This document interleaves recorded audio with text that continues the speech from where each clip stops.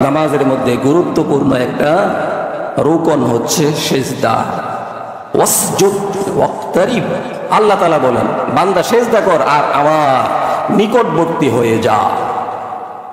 সিজদা করলেই নিকটবর্তী, সিজদা করলেই আল্লাহর কাছে চলে যাবে বান্দা।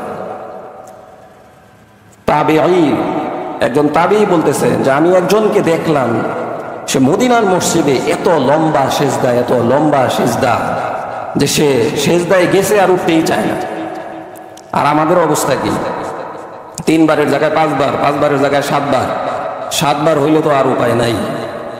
ট্রেনের টিকিট কাটা, কখন ট্রেন ছেড়ে দেয়, বাস ছেড়ে দেয়, এই কাজ করতে হবে, দোকান রেখে আসছি, কত সমস্যা।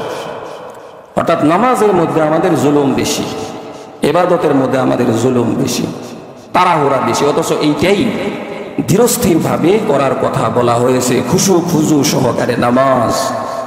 তো সিজদা এত গুরুত্বপূর্ণ যে রাসূল সাল্লাল্লাহু আলাইহি ওয়াসাল্লাম বলছেন যে সিজদার কারণেই হচ্ছে দাঁড়ানো, সিজদার প্রারম্ভিক প্রস্তুতি হচ্ছে দাঁড়ানো, সিজদার দ্বিতীয় প্রারম্ভিক প্রস্তুতি হচ্ছে রুকু। আর দাঁড়ানো এবং রুকু এই দুইটাই হচ্ছে সিজদাকে কমপ্লিট করার জন্য। তাহলে নামাজের মধ্যে সবচেয়ে গুরুত্বপূর্ণ রুকন হচ্ছে সিজদা। ওয়াসজুদ ওয়াক্তারিব, সিজদা কর বান্দা আমার নিকটবর্তী হয়ে যা। সিজদার মাধ্যমে বান্দা আল্লাহর কাছে চলে যায়। যদিও আমরা মসজিদের টাইলসের উপরে সিজদা দেই, মূলত আসলে টাইলসের উপরে সিজদা না, বরং আল্লাহর কুদরতি পায়ের উপরে সিজদা দেওয়া। এটা যদি আমি অনুভব করি আমি আল্লাহর কুদরতি পায়ে, ডাইরেক্ট আমি কুদরতি পায়ে আমি করছি, তাহলে কেন আমরা কত কর্মীকে দেখি যে নেতার পায়ে সিজদা করে, মা বলে ডাকে, বাবা বলে ডাকে। আর আমাদের দেশে তো জাতীয় বাবাই বানায়, সে হলো জাতীয়। একজন মানুষ কখনো আরেকজন মানুষকে বাবা বলতে পারে না, পিতা বলতে পারে না। তো রাসূল সাল্লাল্লাহু আলাইহি ওয়াসাল্লাম বলছেন যে যখন বান্দা সিজদায় পড়ে যায় তো সবচেয়ে বেশি আল্লাহ খুশি হয়ে যান তার উপরে। এই জন্য তোমরা দোয়া করো যে সিজদার হালতেই যাতে তোমার শেষ নিঃশ্বাস ত্যাগ হয়। যে একটু রোজা অবস্থায়, নামাজ অবস্থায়, আবার নামাজের মধ্যে যাতে সিজদা অবস্থায় আল্লাহ তাআলা আমারে ডাক দিয়ে নিয়ে যায়, এটা হচ্ছে সবচেয়ে শ্রেষ্ঠ মরণ, উত্তম মরণ। সমস্ত নবীদের আমলেই নামাজ ছিল, কিন্তু সেই নামাজের কোন রুকুর অবস্থা ছিল অন্য সিস্টেম, দাঁড়ানো ছিল অন্য সিস্টেম, বসার সিস্টেম ছিল ভিন্ন, কিন্তু সিজদার সিস্টেম ছিল একই সিজদার সিস্টেম, একই সিজদার সিস্টেম। এবং এই সিজদার মাধ্যমেই বান্দার নামাজ পড়ছে কি পড়ে নাই এটা প্রমাণ হবে হাসরের ময়দানে। হাসরের ময়দানে আল্লাহ তাআলা বলবেন যে নামাজিরা কোথায়, সব আসো। এবার যারা নামাজ পড়ে না এরা 1 নাম্বার সিরিয়ালে আছে না, যে এখন অমুক রেশন দেওয়া হবে, কারা কারা মুক্তিযোদ্ধা আছো আসো নাকি। আর আমাদের বাংলাদেশে ভুয়া মুক্তিযোদ্ধা আছে না নাই, যে আসল যে এর থেকে ভুয়াই বেশি, এত মুক্তিযোদ্ধা। তো এখন তো অনেক কিছু বের হইতেছে যে আসলে মুক্তিযোদ্ধা কয়জন ছিল, আর বড় বড় যারা দাবিদার, ওই যে পাগলা টাগলা এইগুলি যারা আছে, ফজু টজু যারা আছে, এইগুলি সহ হে মুক্তিযোদ্ধা মুক্তিযোদ্ধা এই সেই করতে করতে আলেমদেরকে উলঙ্গ করার চেষ্টা করছে। আল্লাহ তাআলা তাকেই উলঙ্গ করে জাতির সামনে উপস্থাপন করছে। এজন্য যারাই এই পর্যন্ত মুরাদ টোরা টাকলা মাকলা সহকারে যারাই আলেমদেরকে উলঙ্গ করার চেষ্টা করছে, আল্লাহ তাআলা তাদেরকে পৃথিবীর সবার সামনে উলঙ্গ করে ছাড়ছে। এজন্য সামনেও যারা এই কাজ করার চেষ্টা করবে তাদেরকেও প্রস্তুত থাকতে হবে যে তাদেরকেও আল্লাহ তাআলা উলঙ্গ করবে। এজন্য চিন্তা করতে হবে যারা দ্বীনের ধারক বাহক, কোনো স্বার্থ ছাড়া দ্বীনের জন্য নিজের জীবনের রিস্ক নিয়ে কথাগুলি বলেন, তাদের পিছনে লাগা। তো এটা হচ্ছে মারাত্মক অপরাধ।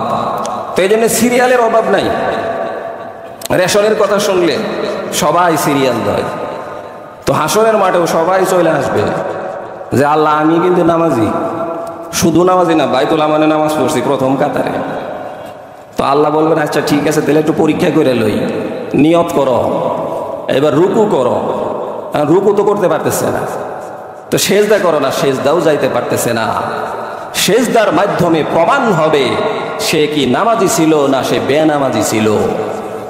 গুরুত্বপূর্ণ একটা রুকন হচ্ছে সেজদা। সেজদার কথাটা কেন আনলাম, যে এই সেজদার মাধ্যমে যদি কোনো মুসলমান মুমিন কোনো কারণে গুনার কারণে জাহান্নামে যায়, জাহান্নামে যাওয়ার পরে তার অন্যান্য অঙ্গ পূর্বে, কিন্তু সেজদার জায়গা কপাল, সেখানে জাহান্নামের আগুন স্পর্শ করবে না। কত বড় দামি জিনিস এটা, আল্লাহর কুদরতি পায়ে সেজদা করা। সেজদা হচ্ছে গুরুত্বপূর্ণ ইবাদত। সেজদা শুধু নামাজে না, কোনো কিছু, আপনি চাকরিতে সফল, আপনি ব্যবসায় সফল, তো মাঝে মাঝেই সেজদায় লুটিয়ে পড়েন, সেজদায় লুটিয়ে লম্বা সেজদা দেন, সেজদায় আল্লাহর কাছে দোয়া করতে থাকেন। দোয়া করার কথা বললে অনেকের মনে প্রশ্ন আসে যে হুজুর সেজদায় কি বাংলায় দোয়া করা যাইব? আচ্ছা, এই প্রশ্ন আসার কারণ এটাই, সে ভাবে যে আমি যেই দোয়া করব এগুলি তো কোরআনেও নাই, এগুলি হাদিসেও নাই। আসলে কিন্তু তা না, আপনি যেই দোয়া করবেন এটা কোরআনেও আছে, এটা হাদিসেও আছে। এই একটা বিষয় মনে করে। আরেকটা বিষয় মনে করে যে আমি তো আল্লাহরে কেমনে বুঝাবো, যদি বাংলায় নিজের ভাষায় বলতে পারতাম তাহলে আল্লাহরে মনে হয় ক্লিয়ার বুঝাইতে পারতাম, যদি আমার সিলেটি ভাষায় বলতাম তাহলে মনে হয় ক্লিয়ার বুঝাইতে পারতাম, ময়মনসিংহের ভাষায় বললে আল্লাহ মনে হয় আরো বেশি বুঝতো আমার কথাটা। আসলে কি তাই? আসলে তো তা না। রব্বানা আতিনা, যত রব্বানা আছে আপনার জন্য, এই সমস্ত রব্বানা, যত দোয়া আছে এই সব কিছুই আপনার জন্যই। আল্লাহুম্মা ইন্নী যালামতু নাফসি, এইগুলিও আপনার জন্যই, এই সব দোয়াই আপনার জন্য।